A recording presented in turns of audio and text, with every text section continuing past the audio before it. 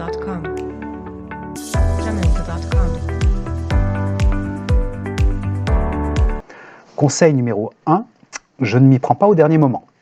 En juin, il n'est pas trop tard pour trouver son contrat en alternance, mais l'idéal est quand même de démarrer sa recherche de contrat à partir de février ou mars. Pour la rentrée, beaucoup d'entreprises vont boucler leur plan de recrutement d'alternants avant les vacances d'été. Si vous tardez trop, vous risquez donc de louper le coche. Jamendo.com. 2.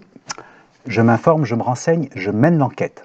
Pour obtenir un poste en alternance, en conformité avec vos aspirations, vous devez étudier le marché du travail. Il va falloir repérer les entreprises et les autres employeurs, y compris publics, qui recrutent régulièrement des jeunes en apprentissage ou en contrat de professionnalisation.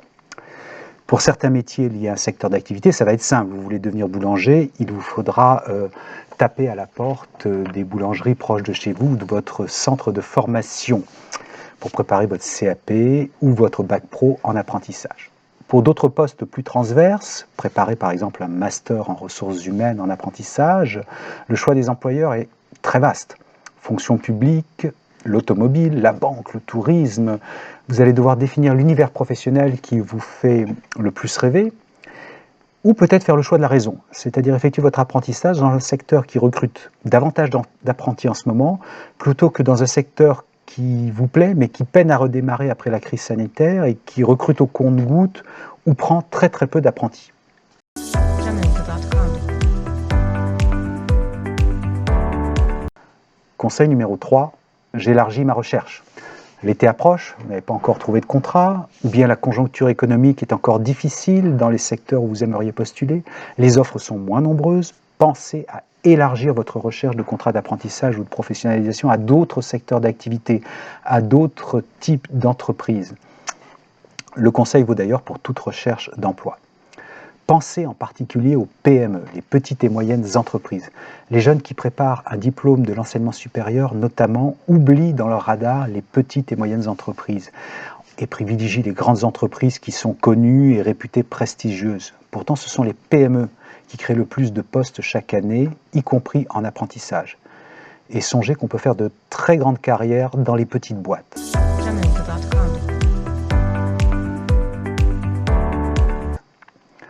Conseil numéro 4, je personnalise mes candidatures. Vous savez qu'il y a deux façons principales de trouver un emploi.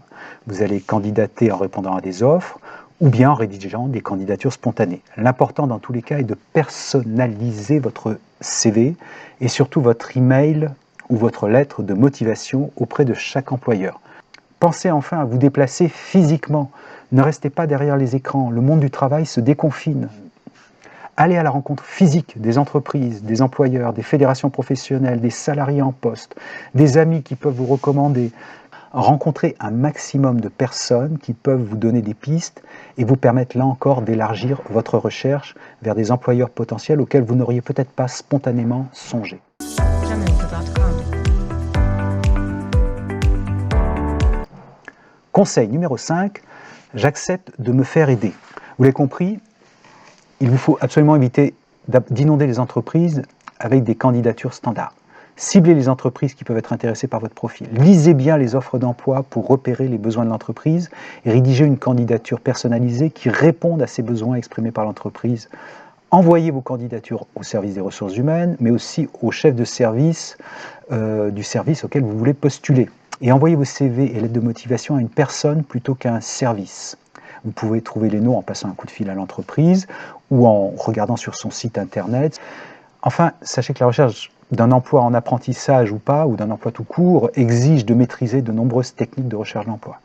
Vous êtes jeune, vous n'êtes pas encore familier de ces techniques, c'est normal. Donc acceptez de vous faire aider. En particulier, sollicitez votre CFA ou votre organisme de formation. La loi prévoit que les centres de formation d'apprentis doivent vous assister dans la recherche de votre employeur. Beaucoup de CFA vous forment d'ailleurs à ces techniques de recherche d'emploi et vous préparent à l'entretien de recrutement. De plus, les CFA ont un réseau d'entreprises partenaires régulières auxquelles ils vous donneront accès pour des entretiens et décrocher votre contrat d'apprentissage. Voilà, je vous souhaite bonne chance. Avec un dernier conseil bonus, n'oubliez pas de relancer les employeurs. Si vous n'avez pas reçu de réponse, téléphonez. Un appel pour savoir si votre CV a bien été reçu est une preuve supplémentaire de votre motivation.